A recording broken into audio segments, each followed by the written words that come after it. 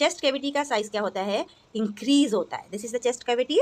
तो हमारे chest cavity का साइज इंक्रीज हो जाता है, जिसकी वजह से क्या होता है, इसके अंदर जो प्रेशर रहता है वो कम हो जाता है, जगह बढ़ जाती है ना। साइज इंक्रीज मतलब area increase. So area increase होएगा तो प्रेशर डिक्रीज हो जाएगा।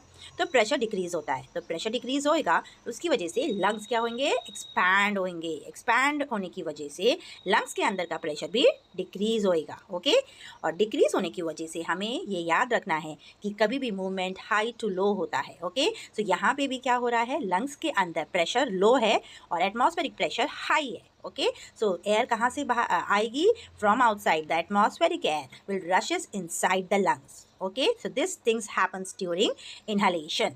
अब इन सब के पीछे एक और इम्पॉर्टेंट ऑर्गन को हमें भूलना नहीं है, and that is diaphragm. You can see this curved dome shaped, yes, so this is diaphragm. ये diaphragm, when we inhale, what happens, this diaphragm moves down.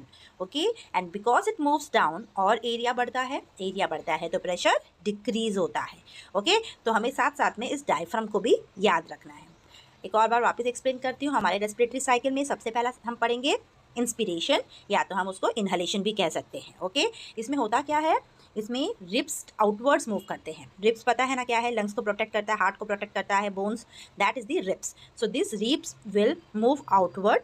Okay, और एक बाहर कैसे आते हैं, इनसे अटैच होती है intercostal muscles. Okay, external intercostal muscles जब कॉन्ट्रैक्ट होती हैं, ओके, तो वो खींचती हैं इन रब्स को बाहर की तरफ।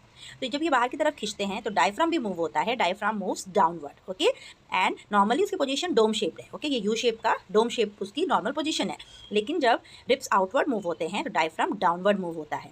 तो उसकी वजह से क्या होता है, जो एब्डोमिनल ऑर्गन्स होते हैं, है ना, ये हमारे ऊपर जो है वो है हमारे चेस्ट कैविटी, राइट, और उसके नीचे वाली एब्डोमिनल कैविटी। तो एब्डोमिन में जो ऑर्गन्स हैं वो प्रेस होते हैं। तो एब्डोमिनल वॉल कैसे होता है, बाहर की तरफ मूव होती है। ठीक है, ऑर्गन्स तो उधर ही है ना, तो ऑर्गन्स को स्पेस चाहिए, तो इसलिए एब्डोमिनल वॉल किधर मूव करती है, आउटवर्ड्स मूव करती है। ठीक है, ये चीज़ हमें याद रखनी है बेटा। क्या रखना है, रिब्स बाहर की तरफ मूव कर रहे हैं, डायफ्राम नीचे मूव कर रहा है।